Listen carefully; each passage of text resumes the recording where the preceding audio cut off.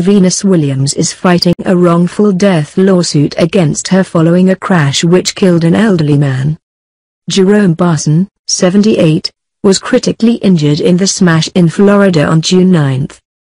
He was taken to hospital with internal bleeding and organ damage and died 2 weeks later, on his wife's 68th birthday.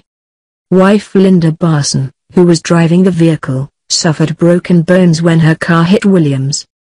Venus Williams lawfully entered junction before car crash that killed 78-year-old man, rule police.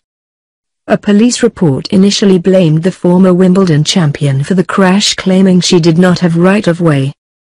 Mrs. Barson told police she was approaching the crossroads in Palm Beach when Williams' SUV darted into her path. On June 30, the family announced plans to sue Williams for wrongful death. However, earlier this month, police released footage of the crash and confirmed Williams lawfully entered the junction. Court documents, obtained by Radar Online, show Williams denies responsibility for Mr. Barson's death, claiming he failed to keep himself safe. She says the victim was not wearing a seatbelt and had failed to keep the vehicle in a safe condition.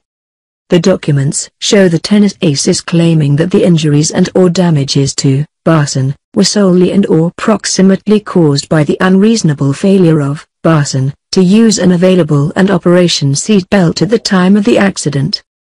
A statement from Palm Beach Gardens Police Department read, "After the initial investigation was conducted, new evidence into the incident was located. Video surveillance footage was obtained from a community south of the intersection which recorded the traffic crash. Based on the evidence obtained in the ongoing investigation, it has been determined the vehicle driven by Venus Williams lawfully entered the intersection on a circular green traffic signal, and attempted to travel north through the intersection to Bala Niles Drive. As Williams was traveling through the intersection, a Nissan Altima entered the intersection traveling south, and made a left turn in front of Williams' vehicle, causing her to stop advancing through the intersection to avoid a collision.